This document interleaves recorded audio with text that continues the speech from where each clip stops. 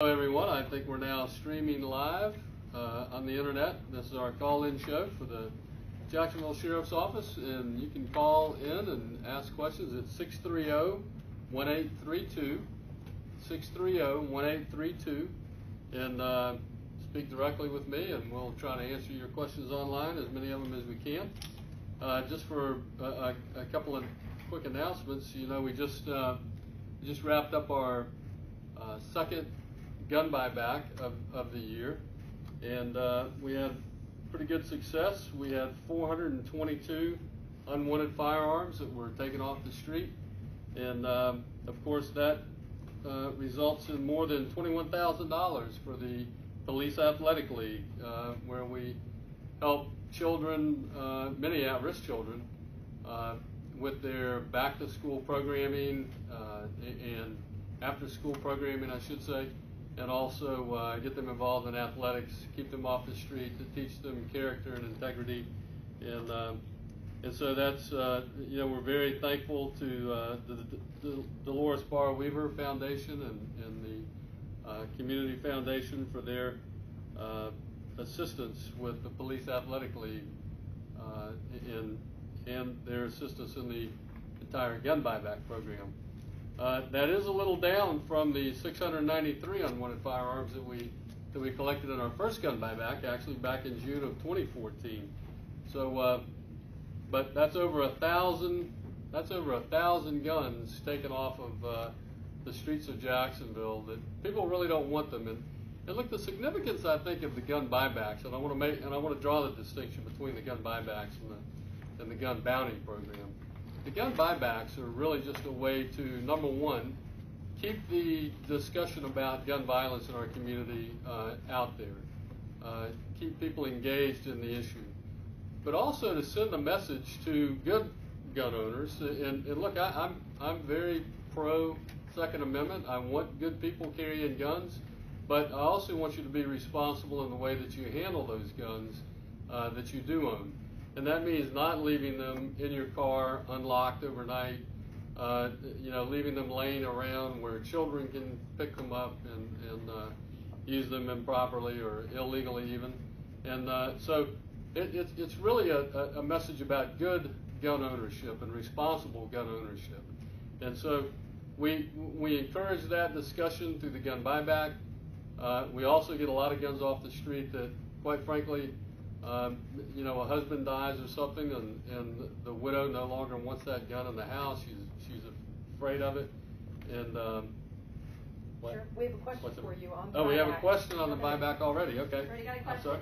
Mark Wisdom from the Springfield area is calling, and he has a question about the gun buyback. Okay. Mark. Hello, Mark. Yes. Hey, this is Sheriff Rutherford. Go ahead. Hey, Sheriff. My question is I live in Springfield, lived here for quite some time, and lately there's been an awful lot of shootings and gunfire going on in our neighborhood. What is it that the JSO is going to do to help us get this taken care of? Yeah, I'll tell you, Mark, one of the things that we've got to do is really get some of these guns off the street. That's what the gun buyback is about. That's what our gun bounty is about. In fact, through our gun bounty, now, and I was just making that distinction between the gun buyback and the gun bounty.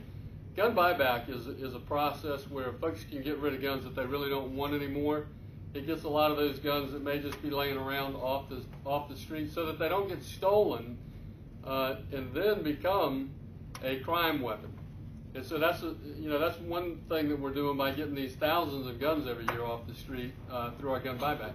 But the other program, our gun bounty, that's where we actually offer a reward to folks, and it's a completely anonymous process where you can call in, you tell us somebody that you know is carrying a gun illegally, and if we recover that gun and make an arrest, you get a $1,000 bounty, and nobody ever knows who you are. We don't want to know who you are, but we do want to get that check in your hands for $1,000.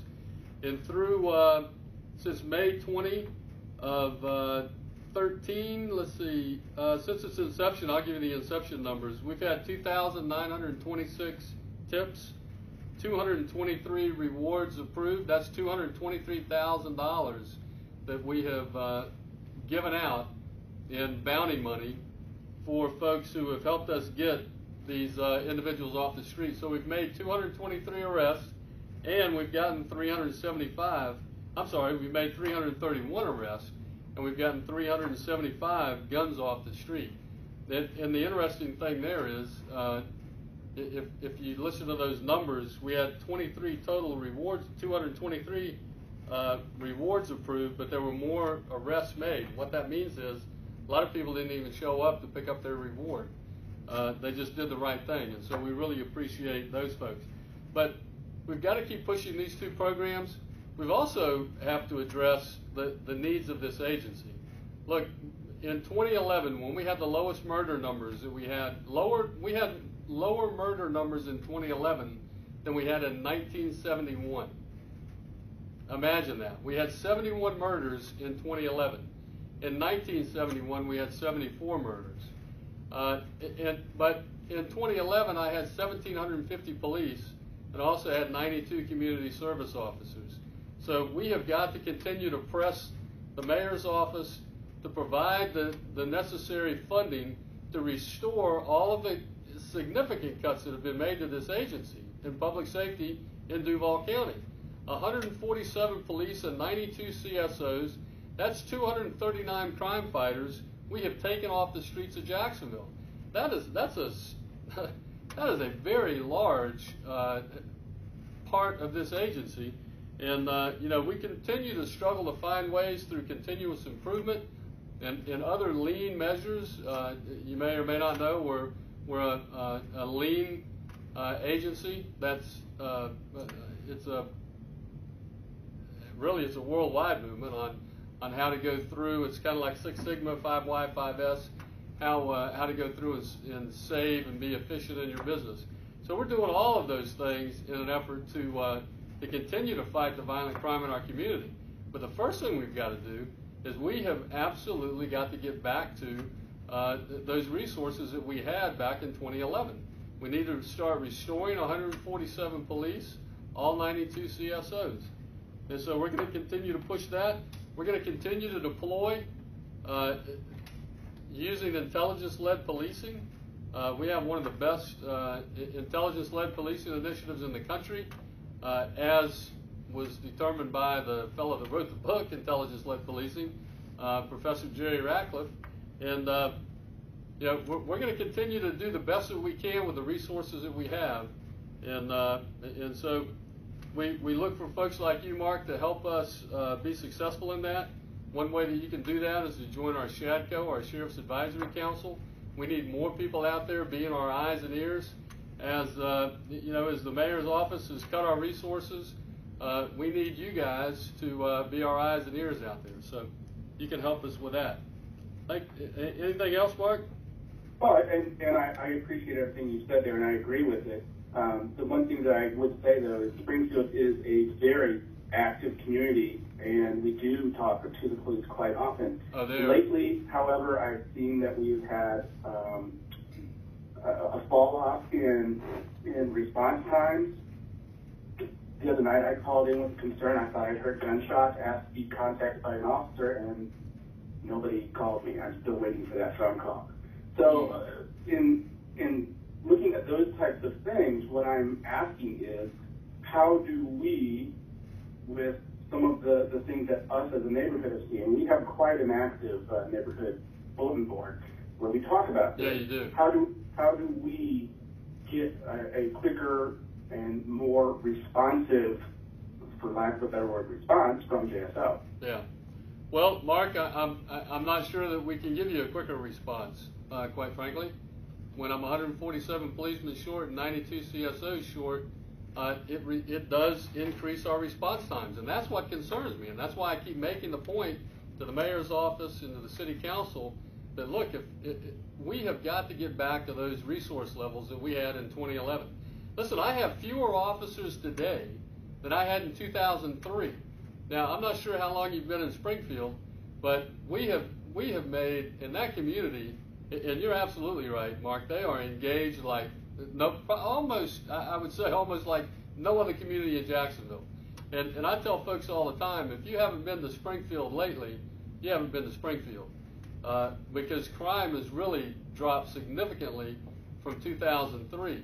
But today I have fewer officers than I had in 2003, if you can believe that. So continue to work with us. I would say, Mark, issues, those individual issues like you just mentioned, a call where you didn't get a call back, take that to your SHADCO, not the neighborhood watch thing, but go to the SHADCO meeting, talk to the assistant chief in charge of that area, Andre Ayu, and ask him to specifically look into that and find out why you didn't get a call back and why you haven't been contacted by our office.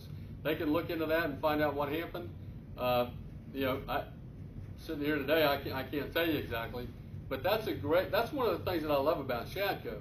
It's a great follow-up process for us. So, Mark, stay engaged with us, continue to help us, get involved in SHADCO, and we'll be there for you. All right, thank you, man. Thank you, Sheriff. Appreciate it. Thank you. Melissa. Yeah, we have a question from our Facebook page. Romney Nunley Steerheim has said, Sheriff Rutherford, what are you doing about the increase in crime in all areas of Jacksonville? Is there a plan? Is anything going to be changed? Are we still going to keep doing things the way they have always been? That doesn't appear to be working. I'm not sure that we've gone one day in the last 30 days without a murder.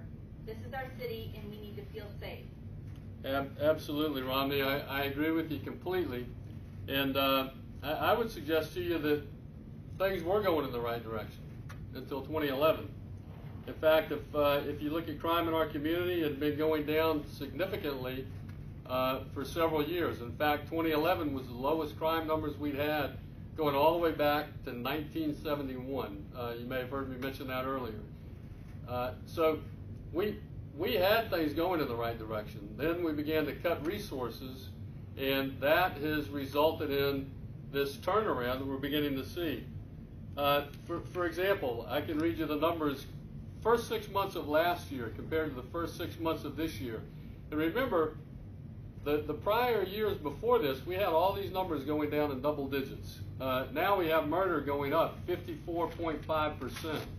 Now, rape is down 4.5%, but robbery is up 11.8%. Aggravated assault is up 18.3%. Total violent crimes are up in Jacksonville 14.9%. Burglary is down a little bit, 0.6%. Larceny, motor vehicle thefts are up 30%. Total property crimes are up 3.1%. So, no, we're not going to do the same things. We've got to get the resources back that we had so that we can engage the criminal element as we had done through Operation Showdown and Strike Force and other initiatives that we've had out there. Now, one of the things that I want to ask you to do, Romney, is get involved in your SHADCO.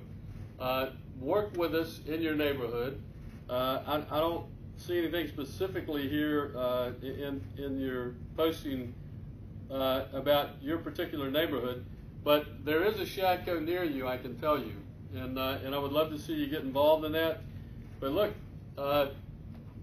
as I said, it's going to be a matter of resources, and it's not enough for the sheriff to get up and say it. The public needs to start speaking to the mayor's office, to the city council, about the level of public safety that we want in this community. When you look at the fact that I have fewer officers today than I had in 2003 when I first became sheriff, it's pretty simple. This is about resources. And cutting resources does not work. I agree with you completely. So, now, Ron, that was online, right? So, yeah, that was from Facebook. Follow up. Okay, from Facebook. So thank you, Romney. I would encourage you to get involved in our SHADCO. You can go to JAXSHERIFF.org online, go to JAXSHERIFF.org and click on the SHADCO button and find out the SHADCO that is near you. Some people are posting about the officers wearing the black band on their badge, and they're talking about their condolences for the officer. They don't understand. Yeah, we've lost 2 JSO employees recently, and Dennis Ocampo and Matt Henningen. officer met Henningen just recently, and you will notice officers, as I'm wearing today, have a black sash across their badge, and we wear that until the internment. And it's a way of recognizing the service and loss of one of our own in JSO. So thank you for that, and I would ask that you pray for those two families, the Ocampo family and the Van Henningen family. So thank you for recognizing that. We have someone else who has written us on Facebook. His name is Earl Kerr, and he's concerned because an officer that was working at a bank a customer came in and had left his driver's license, and the bank teller gave it to the officer, who in turn ran the driver's license and found out that the individual had a warrant. The customer came back into the bank and was subsequently arrested. Yeah, Earl, I was reading your Facebook post here, and I would encourage you to let's see, where was that? Where did that occur? Well, it doesn't say exactly, but listen, if you would get a hold of the assistant chief in the zone wherever this occurred, I'm sure that assistant chief would like to look into this. If the way the whole story's been relayed to you is in fact what happened, then I think we probably went a little far in serving that kind of a warrant for, I think it was for an expired tag or something. I can't pick it up here quickly, but it was a very minor offense on a traffic citation. No, they shouldn't have gone to that extreme. I wouldn't think. We've got a lot of other things that we could be doing. However, I can also tell you this: many times the story that you're given is not everything that occurred. So there may be more to the story than you're actually being told. I don't know, but I would encourage you, bring that to an assistant chief level's attention, and let them look into that, because these are the perfect kinds of things, and you're going to hear me on these call-in shows talk constantly about our SHADCO, the Sheriff's Advisory Council, because this really is a unique opportunity for folks who hear about things like this. You go to that meeting and you actually sit down and talk to the assistant chief that is in charge of the officers in that zone, talk about what's going on, and get these kind of things. These are the kind of things that get urban myths started and all kinds of stuff. But this is a great way for us to stop these things before they spread. Well, let me tell you what I heard, and that sort of thing. And this way, you really get the facts of the case. But if that's what happened, no, probably we didn't do the best job we should have done. But I don't know that that's exactly what happened. And from the way I read it, you weren't there either, so there's no telling. But I would encourage you to get a hold of that assistant chief and look into that, and ask him to look into it and get back to you. I'd be curious what that was. So if he went to all that for a worthless an expired tag, which I think is what this said, yeah, I'd have an issue with that. So. Thank you very much for bringing that to our attention, but I'm going to put it on you, if you would, to follow up with an assistant chief and get the answer, because obviously I don't have it sitting here today. Okay, Melissa, anything else?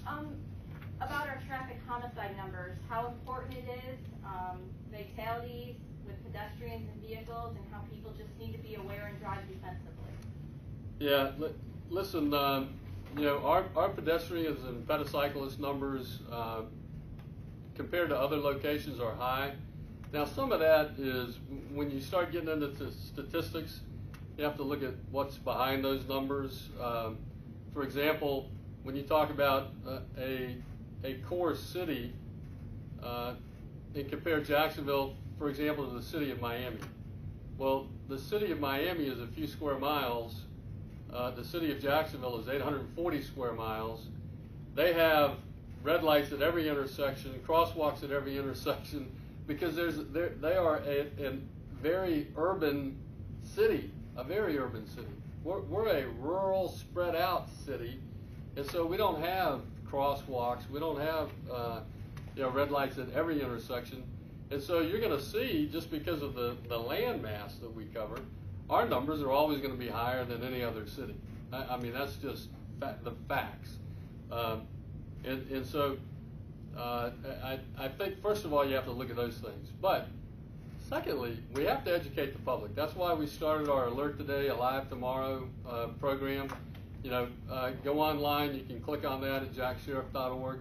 Learn about these things that you know are very important. We're trying to educate people on bicycle laws, pedocyclist laws.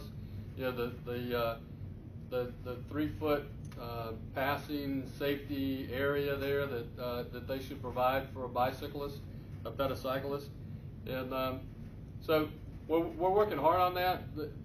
Look, the key elements are always going to be 3 things. Number 1, engineering. Number 2, education. And number 3, enforcement. We always try to do the engineering and the education first, reach out to the public, tell them what's going on, how they can be safer, whether they're driving a car, riding a bike, or walking down the street. We're going to continue to try to educate the public on that. But then, at some point, you have to get into the enforcement phase. And that's why, you know, we just recently started the promotion of our top red light runner on our videos, so that people have become more aware of just how dangerous, you know, these red light runners are at some of our intersections. So it's really all going to be around engineering, education, and enforcement. And we're going to continue to push all 3 of those very hard. There's been some talk in the community about blight, and people don't quite know what blight and the blight committee is, and we're getting a lot of questions about what that word means. Yeah, but blight is, as you drive around, Jacksonville has a lot of vacant properties. They become blight when the property's not kept up, windows are broken out, they're boarded up, the grass grows 3 feet tall, those sorts of things. That's community blight. You know, I've also heard, I know Councilwoman Denise Lee is heavily involved in this issue because it particularly has hit the northwest quadrant of our city very hard, districts 8, 9, and 10. And blight in those areas is terrible. And look, I can tell you this, it gets back to something that we looked at through a JCCI study called Neighborhoods at the Tipping Point. And I would encourage you to go look at this report. It's online at jcci.org. It's Neighborhoods at the Tipping Point. And what it talks about is not only the kind of crimes that go on in these neighborhoods that are at a tipping point where they're about to tip into decline, but one of the things that is discussed in there is blight and the fact that properties are not being taken care of. And what that does is that sends a physical message to the criminal element.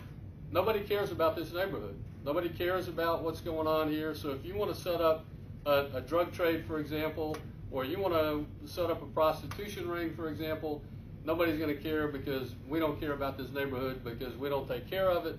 And that's the message that goes out through this blight that we see.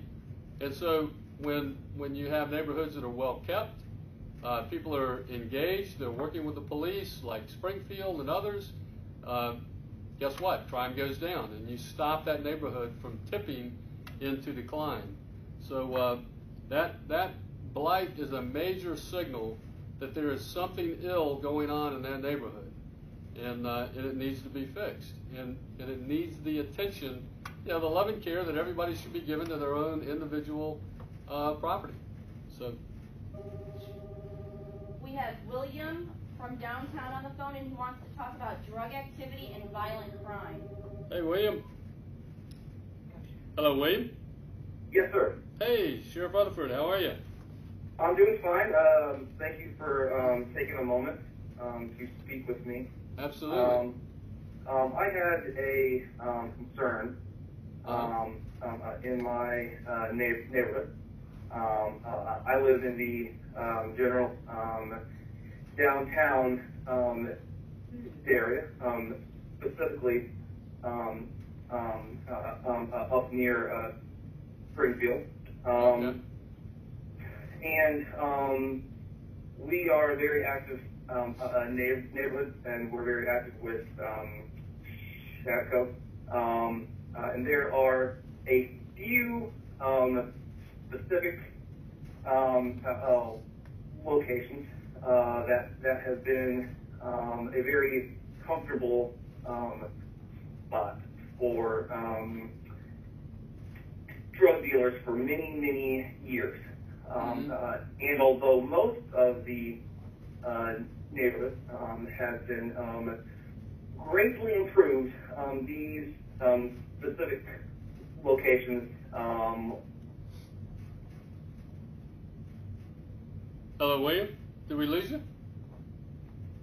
Did we lose William? Yeah, it looks like the system went down and lost the Wi-Fi. Okay, it sounded like he was going to finally tell me where the locations were. William, if you can call back, I'm pretty familiar with Springfield, and I suspect that one of the areas that you're talking about is where the temporary day workers congregate, and that's a problem that we've tried to deal with for many times. But I would encourage you to continue. You mentioned that you are working with SHADCO, and I do appreciate that. If you have some additional problems, bring them to me, or I'm sure you know, if you're involved in SHADCO, I'm sure you know Assistant Chief Andre Ayu. But can we get William back, or have we lost him? Okay. But William, try to call back, 630, I lost my number. 1832. 1832, 630-1832. And we'll try to figure out what locations you were going to tell me about there, William. Sure. Thank you. Sheriff, in the meantime, could you explain to viewers and listeners how Crime Stoppers is 100% anonymous? People operate under the misperception that it is somehow part of JSO. Yeah, let me make that very clear. We talk about the anonymity that First Coast Crime Stoppers gives to a tipster. Look, they are not part of JSO. In fact, I think those calls actually go through a call center in Texas somewhere. We are not associated with them. We get the tip from them. The tipster is actually given a number, and then they go to a bank, a certain bank, to pick up their reward when an arrest is made. We never know who that person is. We don't want to know, because we understand the anonymity that some people want before they're going to step up and talk to us. So it is completely 100% anonymous. We don't know who you are. We don't want to know who you are. And it is not part of JSO. It is run by a private nonprofit, First Coast Crime Stoppers, Inc. It's funded through the state. The state puts funds into Crime Stoppers. I give them funding from dope dealers when we seize money from dope dealers. I help them with that because they're such a great help to us. Also, they get money through court fines, and so that's how they're actually funded. And they also take donations from the public. So that's a great group to donate to. So I would encourage you. Back on the line. We got William back. Yep. William. Hey, William. Yes, sir. Hey. Yes. Sorry we lost you for a second. That's okay. Yes. So we are very, very thankful for everything that our local police officers have done to work with our neighborhood. But at the same time, our community is getting very frustrated with what seems like the inability for them to really have a long-term impact on the specific locations where there is a lot of drug activity, which often turns into violence. So the street kind of wants to know what else can we possibly do besides be heavily involved in Shadco, we report everything. We actually hire off-duty police officers. Right. So we kind of feel like we have done everything we possibly can, and yet the problems that have been around for many years are not going away. So if you could speak to you know, what else we can do, then we would be happy to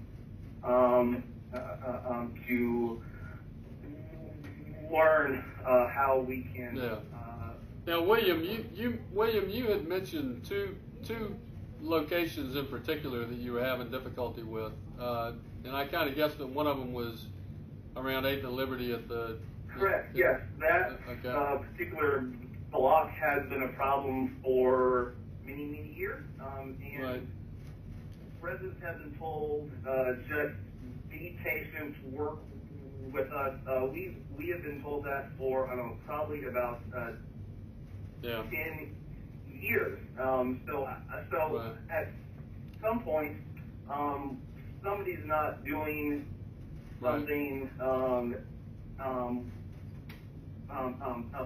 maybe well as we could. Right. Well, William, let me tell you, I think part of the problem facing Springfield is the long-term problem of homelessness in Jacksonville that has to be addressed. And if you've heard me speak to the groups in Springfield, I know you've heard me talk about the fact that homelessness is not one big monolithic group of people. There's really three groups that are in this homeless population. There is one group that we all want to provide services to, and that's the folks that have had some economic calamity befall them, and now they need a hand up. They need a leg up. They want a house. They want a job. They want to keep their family together. These are usually the ones that even have children in them, and these are the groups that, you know, we need Sulzbacher and City Rescue Mission and others downtown working with these groups. But that population of homeless folks is not the problem. The next two groups are. The second group is the severely addicted and the mentally ill. Those folks need treatment, and we need to find adequate treatment outside of those communities like Springfield and others where these ALFs are located. We need to provide community resources for this population, and some of them need secure mental health treatment. And then the third party, and this is the party that I'm most upset with, this is the group that are, they call them chronically homeless, I call them hobos. These are folks that don't want a job, don't want responsibility, they want to live off the land, so to speak. And what that means is they want to live in the woods, they want to steal from you and me and your neighbors for their daily subsistence. They want to go to Sulzbacher to get fed, they want to go to City Rescue to get fed. They don't want to contribute, they don't want to change anything in their lives. These people are stuck in a rut they're never going to get out of. What I want to do is help them get out of that rut by building a shelter out in the middle of the woods off of 301. I've talked about this many times, and need to remove this population physically from our communities, put them out there, begin to wrap services around them, and help them come to the realization that that lifestyle is not the way they ought to be living. And I want more for this population than they want for themselves. And so until we do that, we're going to continue to have those kind of problems. I was very happy to see Springfield succeed in resisting the ability housing move to put that was going to be put down there on, I think, around Phelps Street somewhere. We have to quit putting those type of facilities in the Springfield area if that area is ever going to, really come back to what it can be. And you guys have done a fantastic job already working with us. You mentioned the off-duty officers that you hire. That's why I stepped up and put extra resources down there in that little mini task force that we had for a long time, because that community was taking steps on their own. And so we want to partner with communities that are doing and taking on that individual responsibility like Springfield is and has for many years. And so, William, all I can tell you is we're going to continue to work with you. I'm going to continue to push for this homeless shelter out off of 301. It's property that the city already owns. We could build it for $1 million. We put a releasing facility out there. All the misdemeanors get released out there, not downtown where they're 4 blocks from the problem. It would solve a lot of downtown Jacksonville's problems. But you got to have the political will to do that. Somebody's got to be willing to stand up and tell the community what the facts are. And the facts are, we're letting these people live all over our community, steal from us, break into our cars, do all sorts of stuff, and we're not willing to hold them accountable.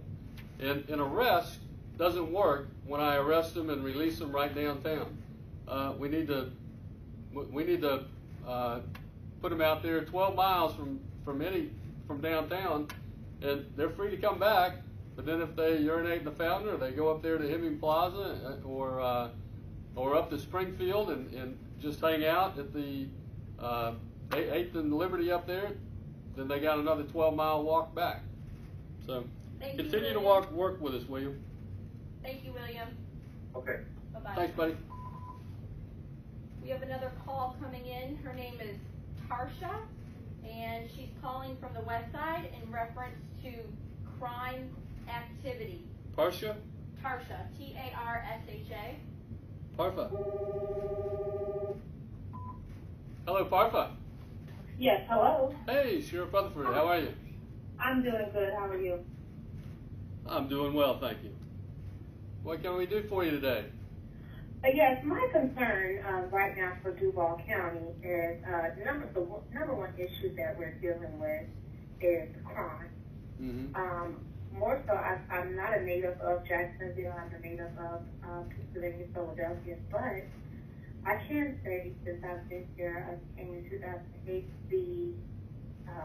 the crime has definitely quadrupled. And to the place where I don't feel safe. I live on the west side of town. Tarfa, when did you move here? Sir? When did you move to Jacksonville? I initially moved here in '92. I moved back to Philadelphia, and then I moved back here again in 2008. Okay. Mm-hmm. And so the crime has definitely quadrupled, where I don't even feel safe to even allow my daughter to walk to the bus stop. Mm-hmm. Alone, where then I have to set my hours back at work because I just don't feel safe. We've had so many things happen on the west side. To people showing up, on the side of the road dead, to shooting. Right. Recent robbery of the individual that was killed at the bus stop. Yes, which is down at Lane Avenue, and people being carjacked. My father was almost carjacked at 103rd and River Road. He's 72 years old. But, things are really, really getting out of hand, and I want to know, what are we doing? Because I can say, once we get and this is just my opinion, but once we get the officers of Jacksonville Sheriff out here, get them from behind the desk, getting them, walking the streets and, being held accountable for the crimes, which, what we're supposed to be doing, or what we want to be able to do. Count on the police officers and not allow my kids to say, the police don't help us, what's going on, and for my kids to understand they don't feel safe. That's not a good thing. Yeah. And I want to feel safe. I live in a gated community, and someone who was visiting me was robbed coming down the street. They were walking here, and before they could get to the gate, they were robbed. Yeah. The great thing is you had somebody looking and watching everything, so they had called the Jacksonville Sheriff's Office, and the person was African, and they were able to visualize. But the person said to them, you know, I should have killed you, you know, when I had a point. So, you know, if this person gets out, you know, who's to say they're not going to come back to my home, because now they know where this person was going, and Right. now my safety is in jeopardy. Yeah. And I just hope they're safe. We've reached number one. Yeah. Well, let me say a couple things, Tarfin. Number one, we have seen an increase in crime on the west side, particularly since the naval base closing, and that is something that we have addressed by reassigning personnel, moving additional resources. But then that goes back to the problem that I mentioned earlier.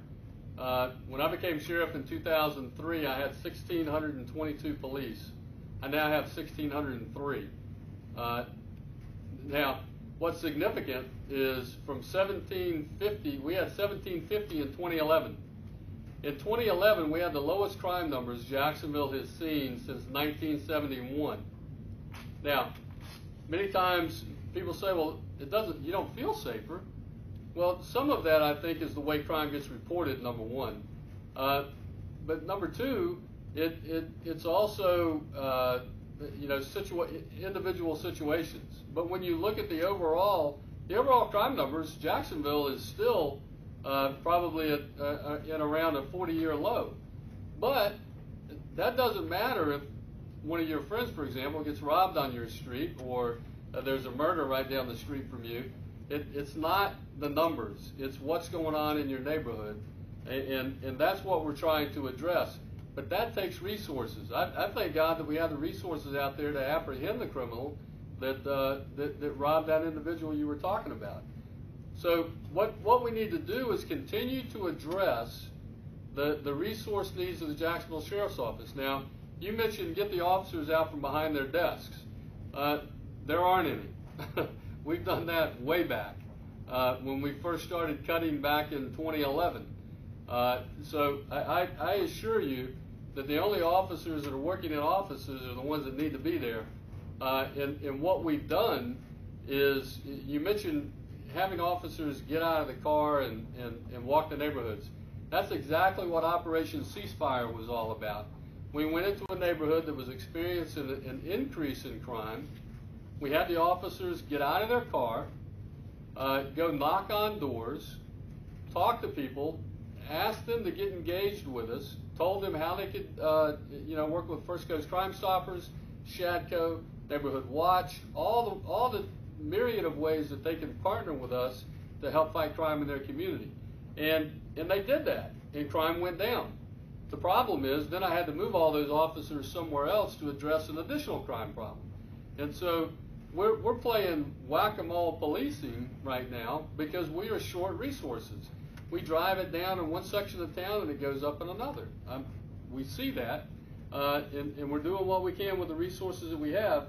But I would encourage you, continue to work with us, continue to talk to your councilman, councilwoman, the mayor, and tell them, look, we've got to restore these 239 crime fighters that we cut out of the Jacksonville Sheriff's Office.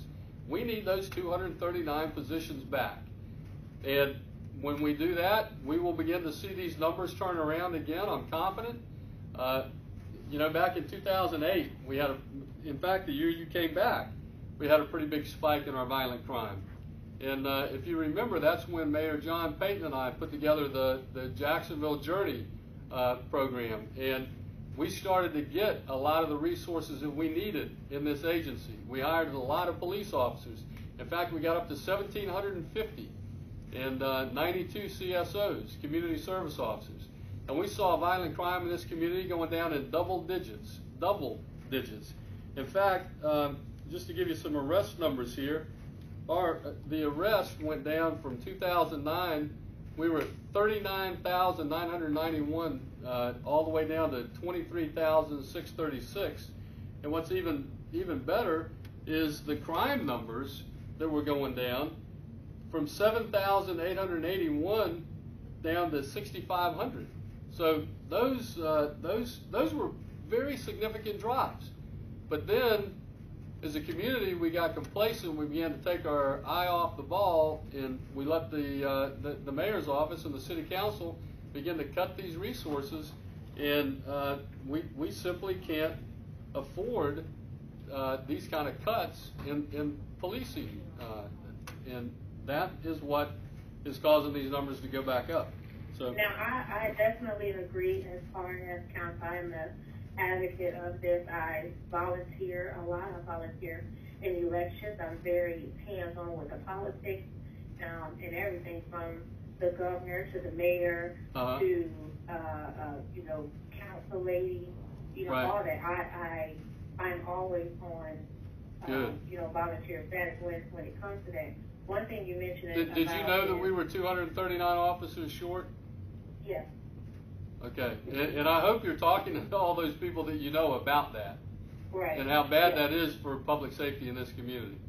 Mm-hmm. Thank you. And another thing I noticed also is there's a lot of ping pong.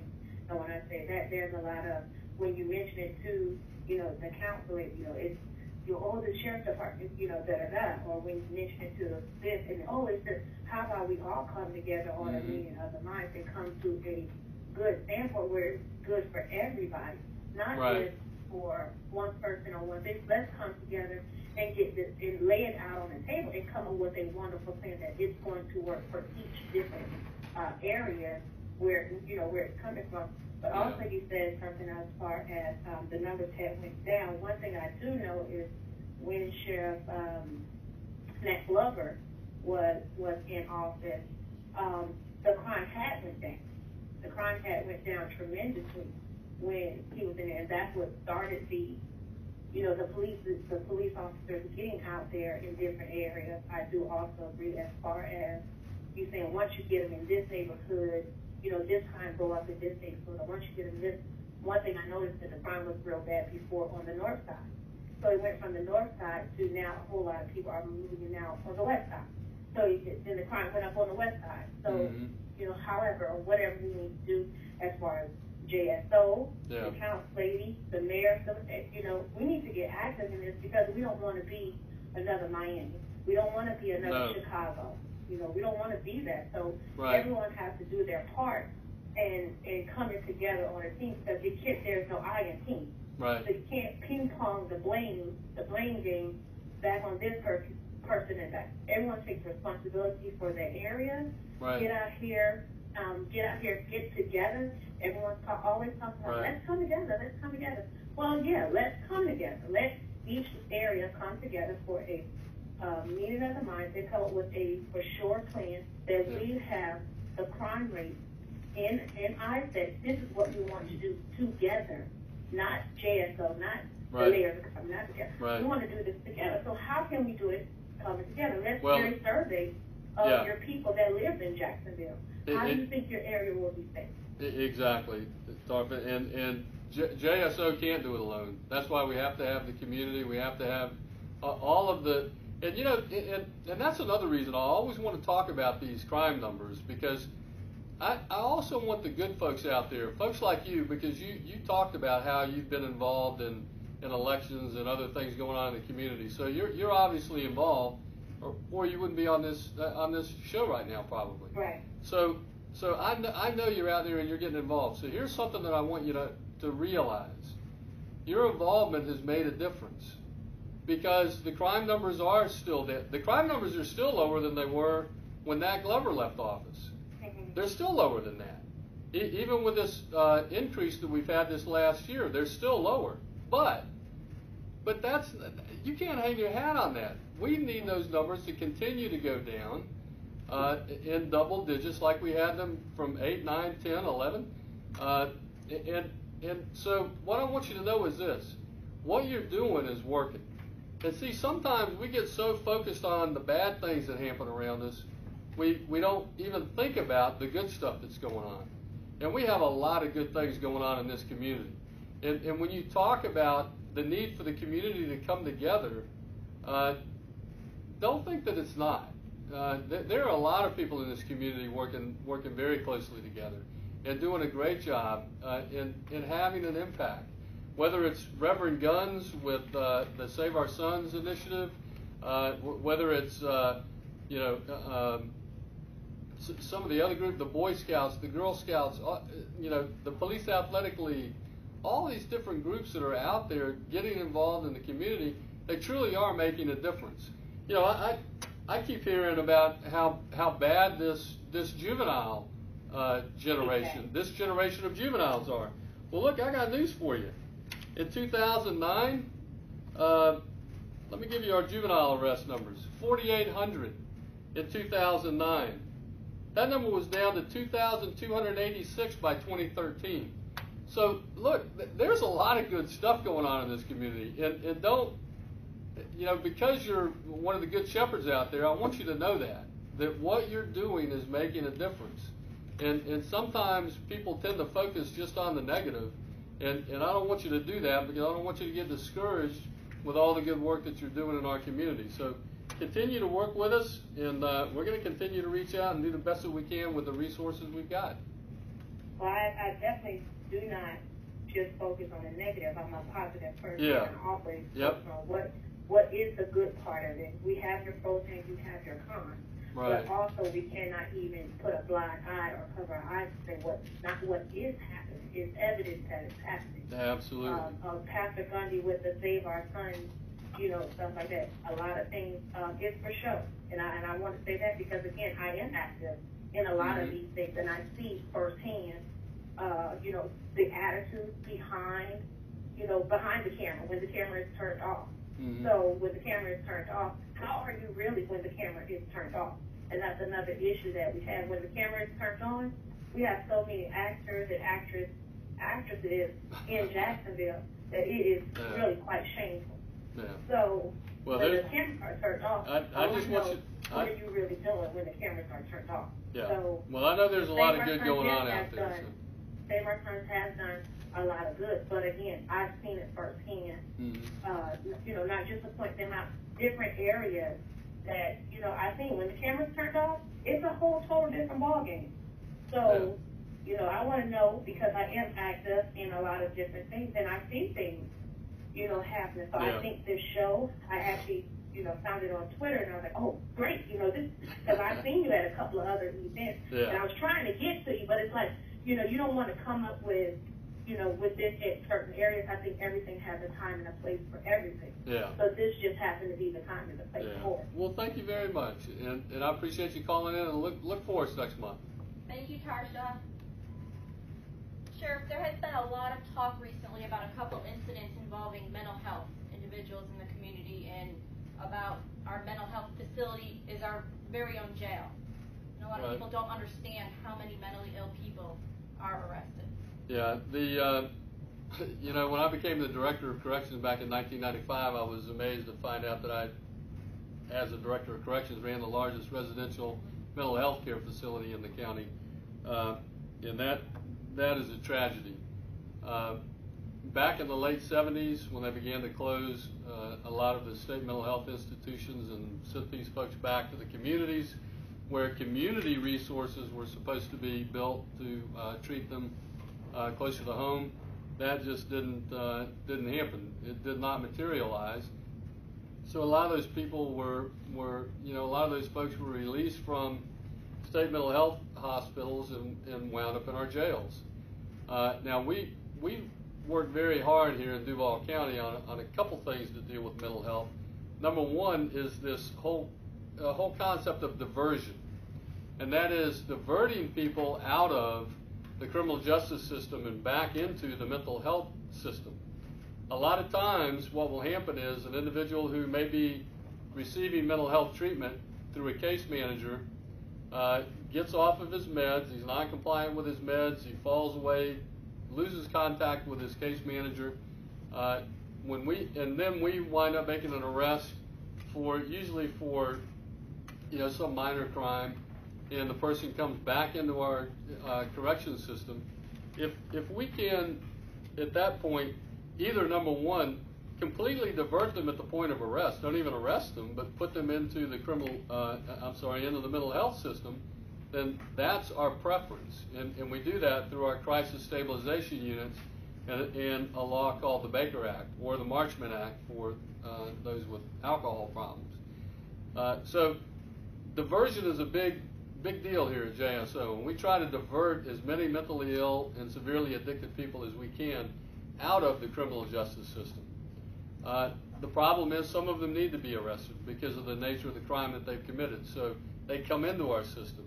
We then use that as an opportunity to create what we call a continuity of care, so that when they come into our system, we reconnect them with their mental health care services. That way, when they go back to the community, they're already reconnected to their community health care services. And the problem is there just aren't enough services out there. And that is a tremendous challenge. So I know JCCI just did a tremendous study on mental health needs within our community. We've studied this thing to death. The problem is the state of Florida spends less per capita on mental health treatment than I think any other state in the union. And our district, District 4, is at the bottom of the state of Florida, so we're at the bottom of the bottom when it comes to per capita spending for mental health treatment. And until we address that, that's also where I mentioned that second large group of mentally ill homeless population is at. And we need those resources to help that population stay out of the criminal justice system. Okay, and I'm given the wrap-up note here. So I will tell you, first of all, we won't speak again before Thanksgiving. So I want to wish all of you and your families a very happy Thanksgiving and a safe and happy holiday. We will see you back here on December 18th. And you can call us at 630-1832, and please tweet us your questions between now and then, and or you can post it on Facebook. But either way, we appreciate you being here today, and we look forward to seeing you again December 18th. Melissa? Just want to say thank you. I know you're not feeling well and a Yeah. little congested, but I want to say thanks for doing the show. My pleasure. I am fighting with a bad cold, but I'm getting over it. Thank you to all. everyone who called, and hopefully we'll have more callers next time. Thank you. Bye-bye. All right.